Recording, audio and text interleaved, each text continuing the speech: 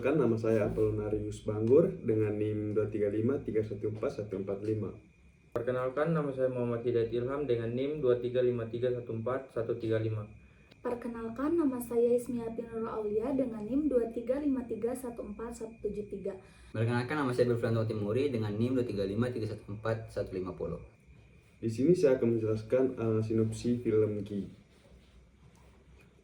Film Gi pada tahun 2005 yang disutradarai oleh Riri Riza merupakan sebuah drama biografi yang diangkat dari buku harian catatan seorang demonstran karya Soe Ho Gi. Film ini menceritakan kisah nyata seorang aktivis mahasiswa yang memiliki pemikiran kritis dan idealisme tinggi dalam memperjuangkan keadilan di Indonesia pada era 1960-an. Cerita bermula dari masa kecil Gi yang tumbuh di lingkungan Tionghoa, Jakarta. Ia dikenal sebagai anak cerdas dan memiliki minat yang besar terhadap buku serta dunia literasi.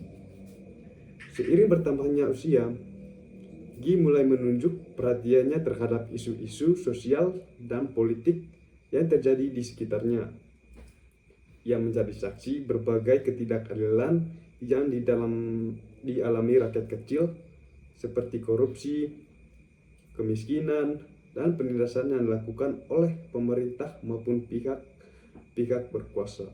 Di sini saya akan melanjutkan bagian sinopsis film Gi. Ketika memasuki masa kuliah di Universitas Indonesia, Gi aktif menulis kritik di berbagai media massa. Melalui tulisannya, ia menyuarakan keberanian dan kejujuran. Meskipun hal ini membuatnya sering dianggap sebagai ancaman oleh penguasa, tidak hanya itu, Gi juga terlibat dalam berbagai demonstrasi mahasiswa yang menuntut perubahan sistem pemerintahan. Ia sering berkonflik dengan teman-temannya karena idealisme yang berbeda, tetapi tetap teguh pada prinsipnya untuk menolak ketidakadilan. Film ini juga menunjukkan sisi pribadi Gi, termasuk rasa kesepiannya sebagai seorang idealis yang sering merasa tidak dimengerti oleh orang-orang di sekitarnya. Dalam pencariannya akan ketenangan, ia sering mendaki gunung yang menjadi simbol pelariannya dari dunia penuh intrik politik. Tragisnya pada usia 27 tahun, Gi meninggal saat mendaki Gunung Semeru, meninggalkan jejak perjuangan yang terus dikenang hingga kini. Selanjutnya, analisis isi cerita dengan sila-sila Pancasila. Yang pertama, ketuhanan yang Maha Esa. Dalam kehidupannya, ia menunjukkan nilai sekaligus spiritualitas yang mendalam. Salah satu bentuk implementasi sila pertama terlihat dari kebiasaan Gi mendaki gunung. Ia sering menyebut bahwa gunung adalah tempat di mana ia merasa dekat dengan Tuhan dan alam. Dalam kehidupan sehari-hari, ia juga menghormati perbedaan agama dan keyakinan. Sikapnya ini menunjukkan bahwa nilai ketuhanan dapat diwujudkan dalam bentuk penghormatan terhadap ciptaan Tuhan termasuk alam dan manusia. Selanjutnya, kemanusiaan yang adil dan beradab. Perjuangan Gi sebagian besar berlandaskan pada nilai kemanusiaan. Ia tidak pernah tinggal diam melihat penindasan yang dilakukan oleh penguasa terhadap rakyat kecil. Dalam film, terdapat adegan di mana Gi menentang ketidakadilan yang dialami para petani dan buruh yang menjadi korban kebijakan pemerintah yang tidak adil. Melalui tulisannya, ia berusaha menyuarakan penderitaan mereka yang tidak memiliki suara. Sikapnya ini mencerminkan nilai kemanusiaan yang menjunjung keadilan dan keberadaban. Selanjutnya, Persatuan Indonesia. Sebagai keturunan Tionghoa, Gi menghadapi diskriminasi dari masyarakat sekitar. Namun, ia tidak pernah menganggap hal tersebut sebagai alasan untuk menjauh dari identitas keindonesiaannya. Justru, ia menunjukkan rasa cinta tanah air yang sangat kuat. Gi percaya bahwa Indonesia yang bersatu harus bebas dari diskriminasi berbasis ras, suku, atau agama.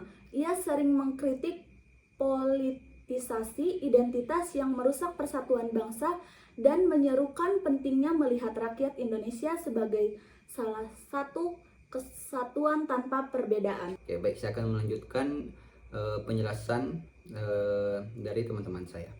Lalu yang keempat itu ada sila keempat. rakyatnya dipimpin oleh hikmat kebijaksanaan dalam permusyawaratan perwakilan. Dia memiliki pandangan yang tegas terhadap pentingnya demokrasi dan musyawarah. Ia kerap menyuarakan kritik terhadap pemerintah yang tidak demokratis, terutama ketika kebijakan yang diambil hanya menguntungkan segelintir pihak. Salah satu adegan yang mencerminkan nilai sila keempat adalah diskusi Guy dengan teman-temannya tentang masa depan Indonesia. Meskipun sering terjadi perbedaan pendapat, ia tetap mendorong adanya dialog yang sehat untuk mencapai keputusan yang bijaksana.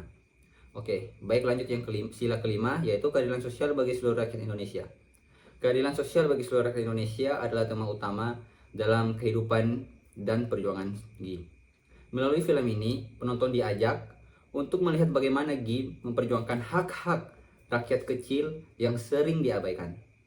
Ia menulis kritik pedas terhadap praktik korupsi dan kebijakan yang merugikan masyarakat miskin. Semangat Guy untuk mewujudkan keadilan sosial sangat relevan dalam sila kelima, yaitu memastikan bahwa seluruh rakyat Indonesia mendapatkan hak yang setara dan layak. Oke, baik langsung kesimpulannya. Jadi film Guy ini merupakan potret kehidupan yang dimana kehidupan seorang idealis yang berani melawan ketidakadilan.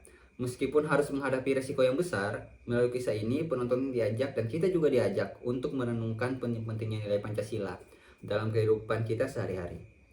Guy mengajarkan bahwa perubahan dimulai dari keberanian untuk berbicara dan bertindak demi kebenaran, meskipun kadang tidak selalu mendapat dukungan dari lingkungan sekitar. Film ini juga menjadi inspirasi bagi kita generasi muda untuk tetap memegang teguh prinsip keadilan, kemanusiaan, dan persatuan dalam membangun Indonesia yang menjadi lebih baik. Jejak perjuangan Sok Hok Guy bukan hanya sebuah sejarah, tetapi juga sebuah warisan moral yang relevan sepanjang masa.